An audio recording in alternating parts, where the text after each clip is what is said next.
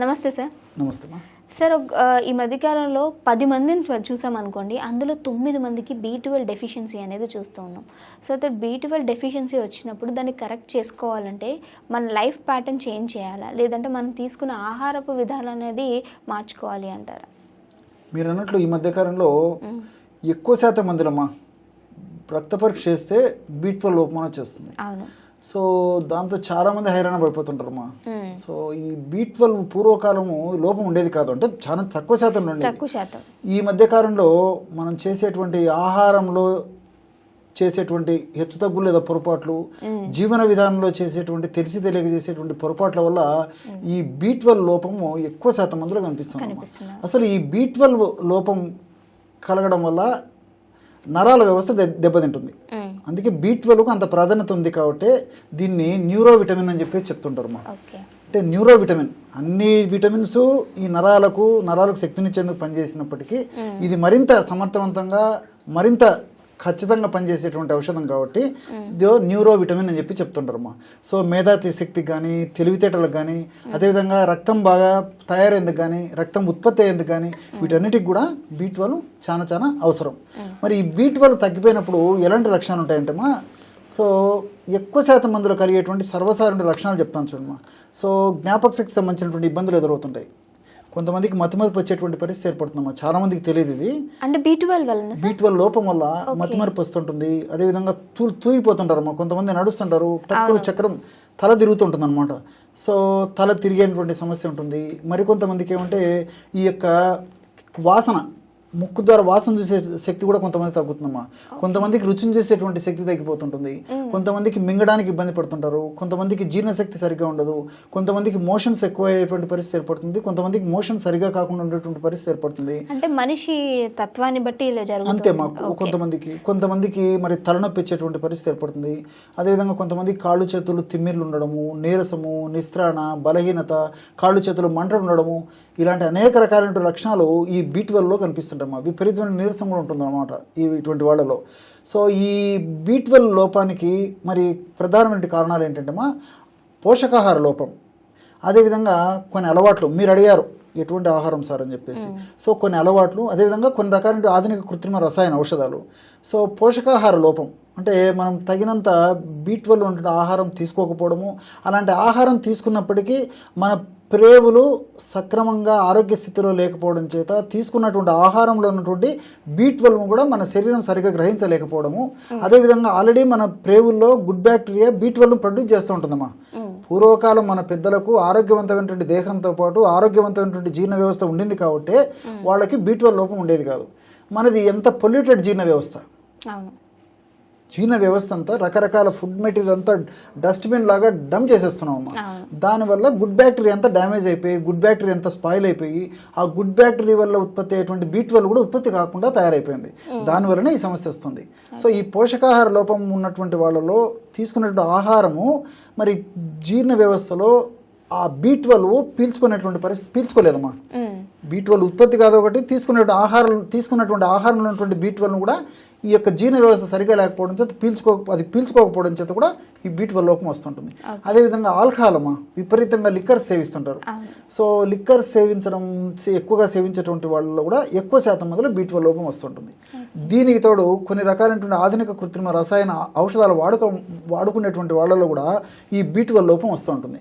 For example sugar వ్యాధి గురించి మనం ఆలోచన చేసినట్లయితే, షుగర్ వ్యాధికి సంబంధించి మొట్టమొదటగా ఎక్కువ శాతం మంది వైద్యులు సూచించేటువంటి ప్రధానమైనటువంటి ఔషధం మెట్ఫార్మిన్. సో మెట్ఫార్మిన్ అనేటువంటి ఔషధాన్ని మరి కొన్నాళ్ల పాటు దీర్ఘకాలం పాటు వాడుకోవడం వల్ల ఎక్కువ శాతం మందిలో B12 లోపం వస్తుంటుంది. అందుకే డాక్టర్లు కూడా మరి కొన్నాళ్ల పాటు మెట్ఫార్మిన్ ఔషధాన్ని వాడిన తర్వాత వెంటనే B12 కూడా సప్లిమెంట్గా ఇస్తుంటారు అనమాట. సో ఈ మెట్ఫార్మిన్ యొక్క ఔషధం యొక్క సైడ్ ఎఫెక్ట్ వల్ల B12 లోపం వస్తుంది. ఎగ్జాక్ట్లీ. సో వాళ్ళకి ఏంటంటే మెట్ఫార్మిన్ యొక్క సైడ్ ఎఫెక్ట్ వల్ల B12 లోపం వస్తుంది. ఆల్రెడీ ఈ యొక్క ప్రభావం చేత కాళ్ళు చేతులు తిమ్మిర్లు, మంటలు, పోట్లు, సలుపులు, రాత్రి అయ్యేసరికి నిద్రపోక చాలా అవస్థపడుతుంటారు. మంటల చేతులు కాళ్ళు పెట్టినట్లు, వేడి నీళ్ళలో చేతులు కాళ్ళు పెట్టినట్లు అంత మంట ఉండి చాలా అవస్థపడుతుంటారమ్మా. సో అది దాన్నే డయాబెటిక్ న్యూరోపతి అని చెప్పేసి కూడా చెప్తుంటారు. అది కాబట్టి ఈ యొక్క పద్ధతిలో ఈ యొక్క B12 లోపం ఈ యొక్క కారణాల వల్ల కలుగుతుంటుందమ్మా. ఓకే, దీన్ని కరెక్ట్ చేసుకోవాలంటే ఎలా సార్, అంటే ఎలాంటి ఆహారం తీసుకోవాలి అంటారు? ఓకేమ్మా, యాక్చువల్గా ఏంటంటేమ్మా పాలు, పెరుగు, వెన్న, నెయ్యి, మజ్జిగ, మాంసాహారము, కోడిగుడ్లు వీటిలో పుష్కలంగా B12 ఉంటుందమ్మా. సో ఈ మధ్య కాలంలో మన దురదృష్టం అంటే మంచి పాలు దొరకడం లేదు, మంచి పెరుగు దొరకడం లేదు, మంచి మీటు దొరకట్లేదు, మంచి మీటు దొరకడం లేదు. మొత్తం కల్తీమయము, రకరకాల కెమికల్స్ కనిపినట్టు ఇది తయారైంది. సో దీనివల్లనే ఈ సమస్య వస్తుందమ్మా. రెండవది ఏంటంటే మరి B12 బాగా పుష్కలంగా వీటిల్లో ఉందని చెప్పినప్పటికీ మరి ఇది వాడాలంటే కూడా ధైర్యంగా వైద్యులు వాడమని కూడా చెప్పేటువంటి పరిస్థితి లేదమ్మా.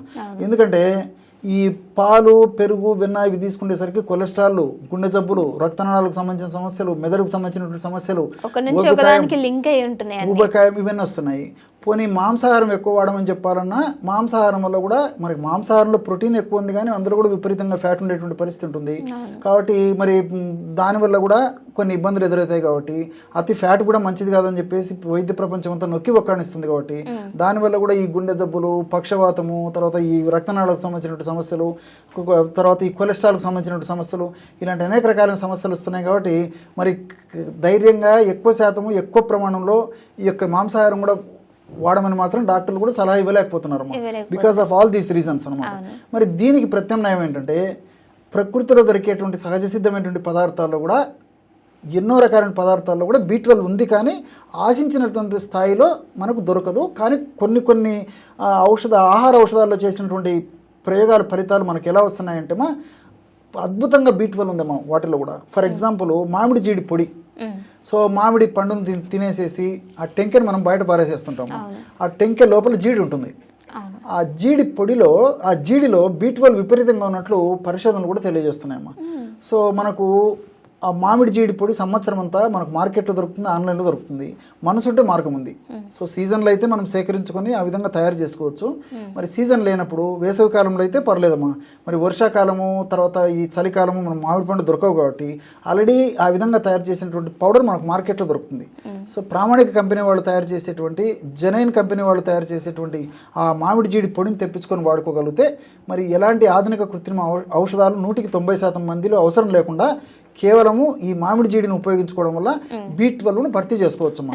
వాటర్లో కలుపుకొని తాగాలి. రోజు ½ టీ స్పూన్ నుంచి 1 టీ స్పూన్ వరకు వాటర్లో కలుపుకొని తీసుకోవచ్చు, మజ్జిగలో కలుపుకొని తీసుకోవచ్చు, లేకపోతే పాలలో కలుపుకొని తీసుకోవచ్చు.